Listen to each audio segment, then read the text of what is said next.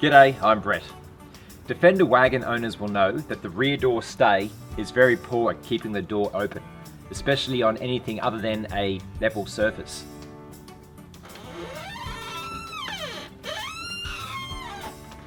Which can make having a rear door kitchen table very difficult for cooking when camping.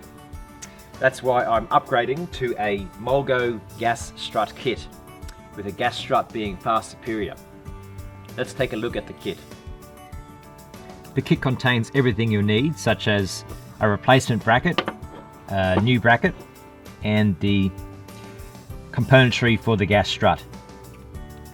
There are two brackets with the kit.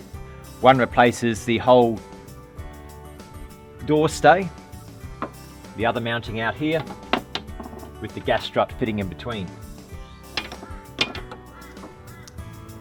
Now, unfortunately for me, my rear door modifications with the table fouled the area where the Gas Strut would have fit, so I had to find somewhere else to put it. So I decided to mount it at the top of the door, which required me to make two new mounts, which I have made. One goes at the top and the other on the inside of the door frame. So let's install this now. The top mount I made from 2.5mm plate steel, and it uses two of the original door holes, and a third hole I installed into the door frame using one of the riv nuts from the Mulgo kit to offer 3 points of contact. I'm hoping this setup is plenty strong enough and won't cause any fatigue or cracks in the door frame, but I'll keep you updated with a future video if I run into any issues with this design.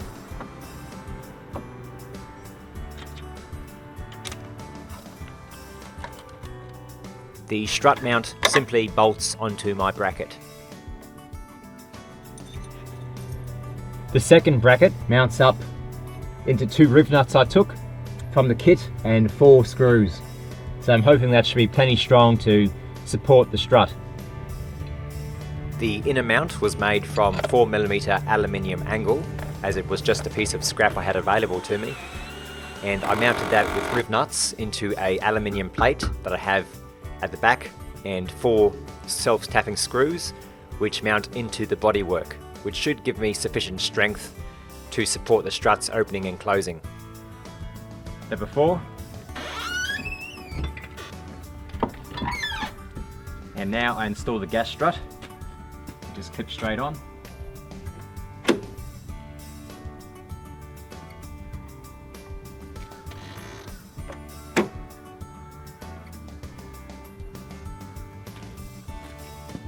And now the after.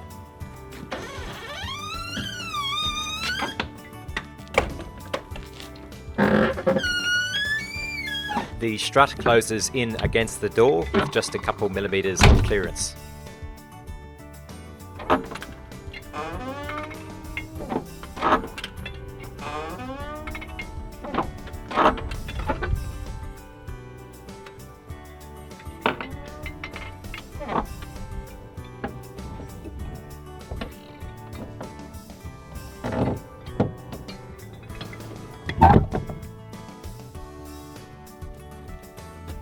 Problem solved. Thanks for watching. Please subscribe if you enjoyed this video. Visit my website roamingtheoutback.com for Australian travel destinations, vehicle preparation ideas and gear reviews. If you'd like to help support the creation of new videos, please consider becoming a Patreon. Click on the Patreon button on the screen now. Thanks.